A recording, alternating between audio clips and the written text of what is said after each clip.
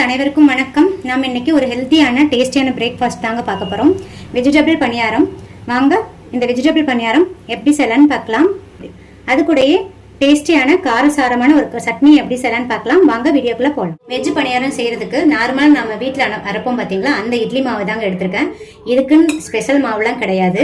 இன்னைக்கு நான் 2 நபருக்கு தேவையான அளவு இட்லி மாவு எடுத்து வச்சுருக்கேங்க. பாருங்க, மாவோட கன்சிஸ்டன்சி இந்த அளவுக்கு தாங்க இருக்கணும். ரொம்ப தளர்த்தியாகவும் இருக்கக்கூடாது, ரொம்ப கெட்டியாகவும் இருக்கக்கூடாது. இந்த அளவுக்கு இருந்தால் தான் நம்ம ஊற்றுற பணியாரம் நல்லா புசு புசுன்னு வருங்க. வாங்க இதில் நமக்கு தேவையான வெஜிடபிள்ஸ்லாம் ஆட் பண்ணிடலாம். நெக்ஸ்ட்டு கடாய் எடுத்துக்கோங்க. கடாயில் 2 டீஸ்பூன் ஆயில் சேர்த்துக்கோங்க. ஆயில் ஹீட் ஆகவும் 1/4 ஸ்பூன் கடுகு, 1/2 டீஸ்பூன் உளுந்தம்பருப்பு சேர்க்குறேங்க. நீங்கள் கடலைப்பருப்பு வேணுனாலும் இதில் சேர்த்துக்கலாங்க. நான் இன்றைக்கி சேர்க்கலை. இது பொரிஞ்சு உளுந்து நல்லா செவந்துருச்சு. இப்போ 1/4 ஸ்பூன் சீரகம். நெக்ஸ்ட்டு ஒரு பெரிய சைஸ் பெரிய வெங்காயத்தை எடுத்து குட்டி குட்டியாக கட் பண்ணி வச்சுருக்கேங்க. நான் இன்னைக்கு சாப்பரில் கட் பண்ணதுனால ரொம்ப ஃபைனாக சாப் பண்ணியிருக்கேன். உங்களுக்கு எந்த அளவுக்கு ஃபைனாக சாப் பண்ண முடியுமோ அந்த அளவுக்கு சாப் பண்ணிக்கோங்க. நான் இது கூடயே கொத்தமல்லி தழை, புதினா தழை ரெண்டையுமே நல்லா வாஷ் பண்ணிட்டு நல்லா ப்ரெஸ் பண்ணி ஒரு கைப்பிடி அளவுக்கு எடுத்திருக்கேங்க. அதையும் நல்லா குட்டி குட்டியாக ஃபைனாக சாப் பண்ணிட்டு இந்த ஆனியன் கூடயே சேர்த்துருக்கேன். இது கூடயே கொஞ்சம் கருவேப்பிலையும் சேர்த்துட்டு நான் நல்லா மிக்ஸ் பண்ணிட்டேன். இது நம்ம இதில் சேர்த்துடலாம். ஆனியன் ரொம்ப வதங்க தேவையில்லைங்க, லைட்டாக வதங்கினா போதும். கொத்தமல்லி தழையும் புதினாவையும் ஒரு கைப்பிடி அளவு பொங்க எடுத்துக்கோங்க. ஏன்னா புதினாவும் கொத்தமல்லி தழையும் தான் இதுக்கு நல்ல டேஸ்ட் கொடுக்கும். கருவேப்பிலை ஒரு கொத்து சேர்த்துக்கோங்க. நான் 3யுமே சாப்பரில் போட்டு கட் பண்ணதுனால ரொம்ப ஃபைனாக கட் ஆயிடுச்சு. பாருங்க, 1/4 டீஸ்பூன் சால்ட் சேர்க்குறேன். நம்ம ஆல்ரெடி இட்லி மாவில் சால்ட் சேர்த்து தான் செஞ்சுருப்போம், அதனால் கொஞ்சமாக சேர்த்துருக்கேன். லாஸ்ட்டாக டேஸ்ட் பண்ணிவிட்டு நீங்கள் சேர்த்துக்கோங்க. இந்த அளவுக்கு வதங்கினா போதுங்க. நெக்ஸ்ட்டு கேரட், 2 பெரிய சைஸ் கேரட் எடுத்து இந்த மாதிரி ஃபைனாக சாப் பண்ணி வச்சுருக்கேன். இதையும் சேர்த்துடலாம். பச்சை மிளகாய் வேணும்னா நீங்கள் சேர்த்துக்கலாங்க. நான் இன்றைக்கி குழந்தைங்களுக்குலாம் கொடுக்குறதுனால பச்சை மிளகாய் சேர்த்துக்கலங்க. ரொம்ப வதங்கணும்னு அவசியம் இல்லை, லைட்டாக வதங்கினா போதும். ஒரு தக்காளி பழத்தை எடுத்து குட்டி குட்டியாக சாப் பண்ணி வச்சுருக்கேங்க. ரொம்ப ஸ்மால் சைஸ்க்கு தக்காளி பழம் எடுத்துக்கோங்க. இதையும் போட்டு லைட்டாக வதக்கி விட்டுக்கோங்க. இது கூடயே ஒரு பிஞ்ச் மஞ்சள் தூள் சேர்த்துக்கோங்க. மஞ்சள் தூள் சேர்த்துட்டு நல்லா வதக்கி விட்டுருங்க. அந்த மஞ்சள் தூளோட பச்சை வாசனைலாம் போகிற அளவுக்கு நல்லா வதக்கி விட்டுருங்க.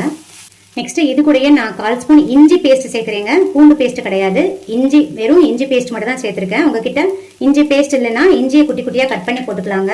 இஞ்சி பேஸ்ட்டை சேர்த்துட்டு நல்லா அந்த இஞ்சியோட ரா ஸ்மெல் போகிற அளவுக்கு நல்லா வதக்கி விட்டுருங்க. பாருங்க, இஞ்சியோட பச்சை ஸ்மெல்லாம் போயிடுச்சு. இப்போ நம்ம ஸ்டவ் ஆஃப் பண்ணிவிட்டு இதை நம்ம மாவு கூட கலந்துடலாங்க.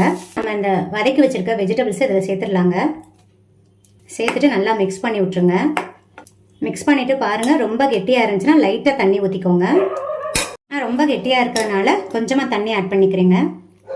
ஏன்னா அந்த வெஜிடபிள்ஸ்லாம் சேர்த்ததுக்கப்புறம் கொஞ்சம் கெட்டியாக இருக்குங்க. ஆனால் இப்போ நான் கொஞ்சம் தண்ணி ஆட் பண்ணிக்கிட்டேன். ரொம்ப தோசை மாவு பார்த்துக்கு எடுக்கக்கூடாதுங்க, ரொம்ப கெட்டியாகவும் இருக்கக்கூடாது. இந்த அளவுக்கு தளர்த்தியாக இருந்தால் தான் நல்லா பணியாரம் நல்லா புசு புசுன்னு வருங்க. இப்போ நீங்கள் உப்பு செக் பண்ணிக்கோங்க. உப்பு செக் பண்ணிவிட்டு உப்பு தேவைன்னா ஆட் பண்ணிக்கலாங்க. இப்போ நம்ம வாங்க பணியாரம் வறுத்துடலாம். நெக்ஸ்ட்டு பணியார கடாய் எடுத்துக்கோங்க. தேவையான அளவு ஆயில் ஊற்றிக்கோங்க. பாருங்கள், இப்போ எண்ணெய் நல்லா காஞ்சிருச்சு. ஒவ்வொரு குழியிலையும் நம்ம ஊற்றிடலாங்க மாவை. பொங்க ஊற்றாதீங்க, பாதி ஊற்றிக்கோங்க. பாருங்கள், இந்த அளவு ஊற்றினா போதுங்க. இப்போ போட்ட உடனே திருப்பி போடாதீங்க, மூடி வச்சு க்ளோஸ் பண்ணிடலாம். ஒரு 3 மினிட்ஸ் அப்படியே இருக்கட்டும். ஃப்ளேம் கொஞ்சம் மீடியமில் வச்சுக்கோங்க.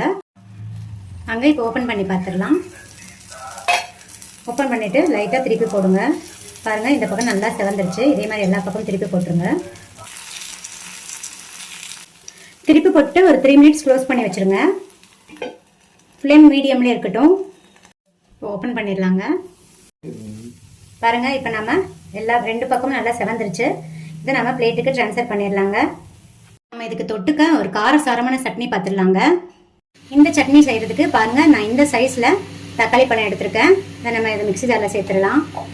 நான் 5 பூண்டு பல் எடுத்திருக்கேங்க. நீங்கள் சின்ன பூண்டு பல் எடுத்தீங்கன்னா 10 சேர்த்துக்கோங்க. இப்போ காரப்பொடி சேர்க்குறேங்க, அதாவது வெறும் மிளகாத்தூள் சேர்க்குறேன். உங்கள் காரத்துக்கு தகுந்த மாதிரி வெறும் மிளகாத்தூள் சேர்த்துக்கோங்க. இது கூடயே 1/4 ஸ்பூன் கல்லுப்பு சேர்த்துக்கோங்க. இந்த உப்பு சேர்த்த வீடியோ மிஸ் ஆயிடுச்சுங்க, சேர்த்துக்கோங்க. இப்போ நம்ம அரைச்சிட்டு வந்துடலாம். கொஞ்சம் கூட தண்ணி ஊற்றாமல் அப்படியே அரைச்சிக்கோங்க. பாருங்கள், சட்னி நல்லா பேஸ்ட்டாக அரைச்சிட்டு வந்துட்டேன். நெக்ஸ்ட்டு கடாய் எடுத்துக்கோங்க.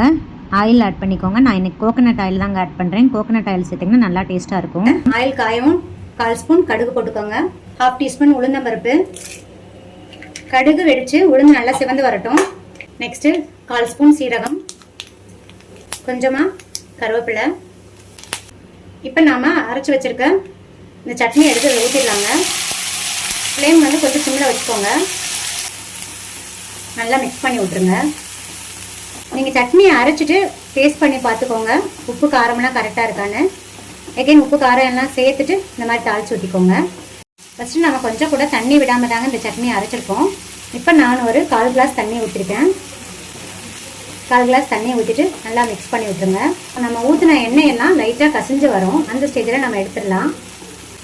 பாருங்கள், இப்போ எண்ணெயெல்லாம் நல்லா கசிஞ்சு வந்துடுச்சு. அவ்வளோதாங்க, ஆஃப் பண்ணிடலாம். இதை நாம் சர்விங் பவுலுக்கு ட்ரான்ஸ்ஃபர் பண்ணிடலாம். பாருங்கள், ஃபைனலாக நம்மளோட வெஜிடபிள் பணியாரமும் கார சட்னியும் ரெடி ஆயிடுச்சுங்க. மாவோட கன்சிஸ்டன்சி கரெக்டாக இருந்தால் தான் இந்த மாதிரி புசு புசுன்னு நல்லா வருங்க. பாருங்கள், உள்ளே நல்லா வெந்துருச்சுங்க. இந்த மாதிரி நம்ம கொஞ்சம் வித்தியாசமாக செஞ்சு கொடுத்தா சாப்பிட்ருவாங்கங்க. இந்த வீடியோ பிடிச்சிருந்தா லைக் பண்ணுங்கள், ஷேர் பண்ணுங்கள், கமெண்ட் பண்ணுங்கள். உங்கள் ஃப்ரெண்ட்ஸ் அண்ட் ரிலேட்டிவ்ஸ்க்கு ஷேர் பண்ணுங்கள். தேங்க்யூ. தேங்க்ஸ் ஃபார் வாட்சிங்.